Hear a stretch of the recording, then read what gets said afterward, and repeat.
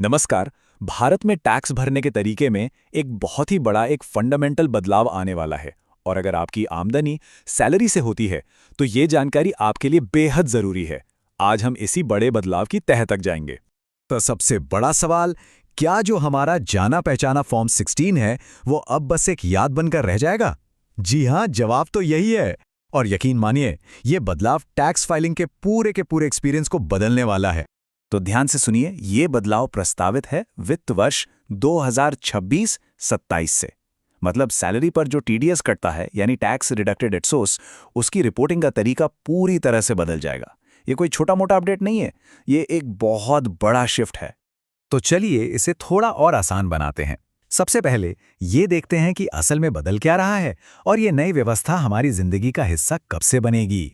ये रही इसकी पूरी टाइमलाइन। देखिए, इस सब की शुरुआत होगी 2025 में, जब नया इनकम टैक्स एक्ट पेश किया जाएगा।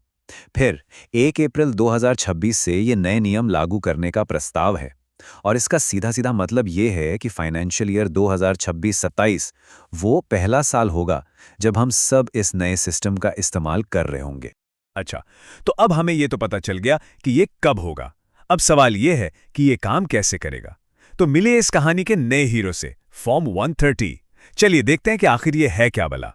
सोच कर देखिए, अभी तक हमें अपने एम्प्लॉयर से फॉर्म 16 मिलने का इंतजार करना पड़ता था। ये एक पूरी तरह से मैनुअल प्रोसेस थी।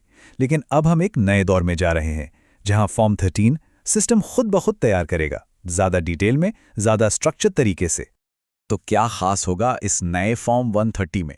पहली बात, ये ऑटोमेटिक होगा, मतलब सिस्टम जनरेटेड। दूसरी, इसे सीधे ट्रेसेस पोर्टल से डाउनलोड किया जा सकेगा। तीसरी, इसमें जानकारी कई ज्यादा डिटेल में होगी। और सबसे जरूरी बात, अब सब कुछ एम्प्लॉयर के टीडीएस फाइलिंग पर ही निर्भर करेगा। तो ये नई प्रोसेस असल में दिखेगी कैसे? चलिए समझते हैं।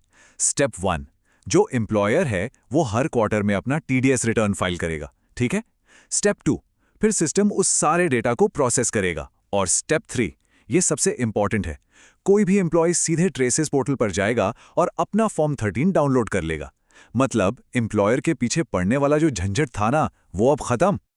लेकिन देखिए, ये बदलाव सिर्फ एक फॉर्म को बदलने तक ही सीमित नहीं है। ये एक बहुत बड़ी तस्वीर का छोटा सा हिस्सा है। चलिए इस नई स्मार्ट सिस्टम को समझने की कोशिश करते हैं। ये एक लाइन सब कुछ साफ कर देती है। सरकार का मकसद सिर्फ एक फॉर्म को बदलना नहीं है, बल्कि पूरे टैक्स सिस्टम को ऑटोमेटेड और डेटा ड्रिवन बनाना है। मतलब कम से कम कागजी कार्यवाही और ज्यादा से ज्यादा सटीकता। और जैसा मैंने कहा, ये सिर्फ फॉर्म 16 की कहानी नहीं है, ये एक बहुत बड़े बदलाव का हिस्सा है। जैसे कि हमारा जाना पहचाना फॉर्म 26AS, उसका नाम भी बदलकर फॉर्म 16A करने का प्रस्ताव है। मतलब सरकार हर चीज को एक नए, एक स्ट्रीमलाइन सिस्टम में लाने की कोशिश कर रही है। तो इस स्मार्ट टैक्स सिस्टम का असल मकसद क्या है? पहला, रियल टाइम में डेटा को इंटीग्रेट करना। दूसरा, मैनुअल काम को जितना हो सके कम करना। और तीसरा, टैक्स कंप्लायंस को और भी बेहतर तरीके से ट्रैक करना। लेकिन जैसा हर बड़े बदलाव के साथ होता है, इसके भी कुछ प्रैक्टिकल पहलू हैं। तो एम्प्लॉयर्स और एम्प्लॉयज को किन चुनौतियों का सामना करना पड़ सकता है, आइए इस पर भी एक नजर डालते हैं। देखिए, शुरू में कुछ दिक्कतें तो आ सकती हैं। कंपनियों को अपने सिस्टम और सॉफ्टवेयर अपग्रेड करने पड़ेंगे। हो सकता है इसकी वजह से फॉर्म 13 मिलने में थोड़ी देरी हो। और हाँ, अब डेटा का 100% सही होना पहले से कहीं ज्यादा जरूरी हो जाएगा। और ये पॉइंट सबसे क्रिटिकल है। अब पूरी की पूरी जिम्मेदारी एम्प्लॉयर पर आ गई है। अगर उन्होंने टीडीएस रिटर्न भरने में जरा भी देरी की या कोई गलती कर दी, तो इसका सीधा असर कर्मचारी पर पड़ेगा और उनका फॉर्म 13 अटक सकता है। अच्छा, अब इनकम टैक्स रिटर्न यानी आईटीआर फाइलिंग पर इसका क्या असर होगा? देखिए, इसके फायदे भी हैं और कुछ जोखिम भी हैं। एक तरफ जो प्री फिल्ड आईटीआर्स आते हैं, उनकी एक्यूरेसी बढ़ेगी, डेटा और ज्यादा ट्रांसपेरेंट होगा। लेकिन दूसरी तरफ सोचिए, अगर सोर्स डेटा में ही कोई गड़बड़ हो गई तो आईटीआर में भी गलती हो जाएगी। मतलब आईटीआर भरना शायद आसान हो जाए, लेकिन किसी भी गड़बड़ी पर नोटिस आने का खतरा भी बढ़ सकता है।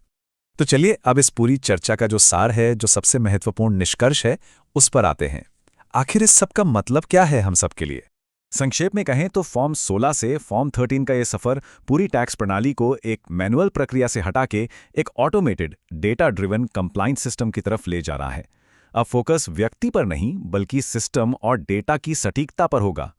और आखिर में ये एक सवाल ज़रूर मन में आता है कि ऑटोमेशन की तरफ इस बड़े कदम के साथ क्या हम ये मान सकते हैं कि टैक्स से जुड़ी जो मैनुअल कागजी कार्यवाही का दौर था वो अब सच में ख़त्म होने वाला है। उम्मीद है इस विश्लेषण से आपको ये बड़ा बदलाव समझने में काफ़ी मदद मिली होगी। जाने से पहले एक ज़रूरी बात, ये सारी जानकारी सिर्फ सूचना के उद्देश्य से है। किसी भी वित्तीय फैसले से पहले एक क्वालिफाइड टैक्स प्रोफेशनल से सलाह ज़रूर लें। आज के इस जानकारी का स्रोत जीएसटी एंड टैक्स अलर्ट्स रहा है, जिसे कॉमर्स डिकोडर ने हम तक पहुंचाया है।